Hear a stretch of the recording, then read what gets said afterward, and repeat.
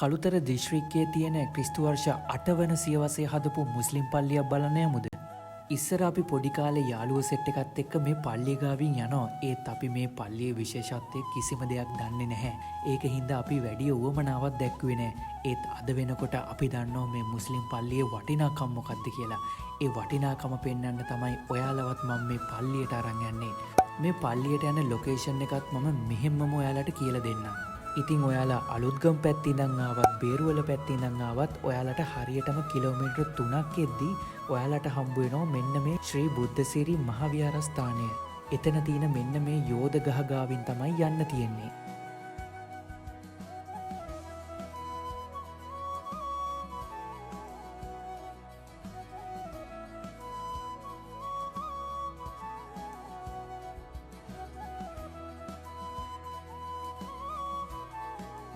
මේ පාරට දාපු ගමන් ඔයාලා කොහෙටවත් හරවන්න යන්න එපා. කෙලින්ම යන්න කිලෝමීටරයක් විතර. ඔයාලා කෙලින්ම ආවට පස්සේ ඔයාලව වැටෙනවා මෙන්න මේ වගේ හතරමං හන්දියකට. එතනින් ඔයාලා වමට දාන්න ඕනේ. එතනින් ඔයාලා ටික දුරක් යනකොට තුන්මං හන්දියක් හම්බ වෙනවා. එතනින් මෙන්න මේ බෝඩ් එක බලන්න. බෝඩ් එකේ තියෙනවා කෙච්චිමලේ පල්ලිය පාර කියලා. එතනින් දකුණට දාන්න ඕනේ.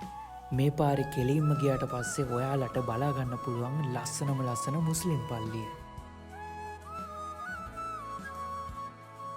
ඔන්න අපි කෙච්චිමලේ මුස්ලිම් පල්ලියට ආවා. මේක නිකම් මුස්ලිම් පල්ලියක් නෙවෙයි. ක්‍රිස්තු වර්ෂ 8 වන සියවසේ. ඒ කියන්නේ වර්ෂ 1200ටත් ඉස්සර. අරාබියෙන් ආපු මුස්ලිම් වෙළෙන්දෝ මුලින්ම ගොඩ බැස්සේ බේරුවලට.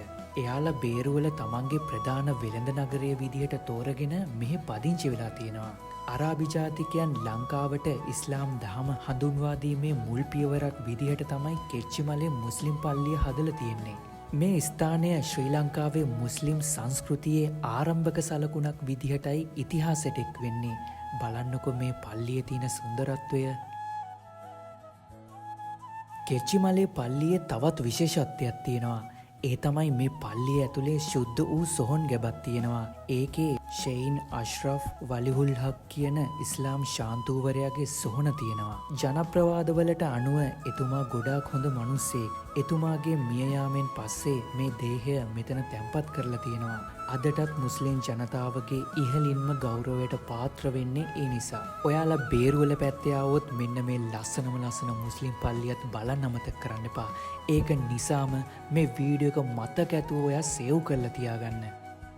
මේ පල්ලියේ උඩ ඉඳන් මුහුද දිහා බලන් ඉන්නකොට මාරම හැඟීමක් තමයි හිතට දැනෙන්නේ. ඉතින් මුහුද කියන්නේ කොහොමත් හිත නිවන තැනක්නේ. මේ පල්ලියේ දවල් 12ට හිටියත් ඇඟට කිසිම රසණයක් දැනෙන්නේ නැහැ. දෙපැත්තෙන්ම මුහුද තියෙන නිසා හුලම් පාර ඇඟට දැනෙනකොට මාරම සිසිලසක් තමයි ඇඟට දැනෙන්නේ. ඔයාලා තාමත් කෙච්චිමලේ මුස්ලිම් පල්ලිය බලලා නැත්නම් අනිවාර්යෙන්ම මේක බලන්න ඕන පල්ලියක්. ඉතින් ඔයාලා මේ තාක් දුරට මගේ වීඩියෝ එක බැලුවා නම් අනිවාර්යෙන්ම මාව ෆලෝ කරන්නත් අමතක කරන්න එපා.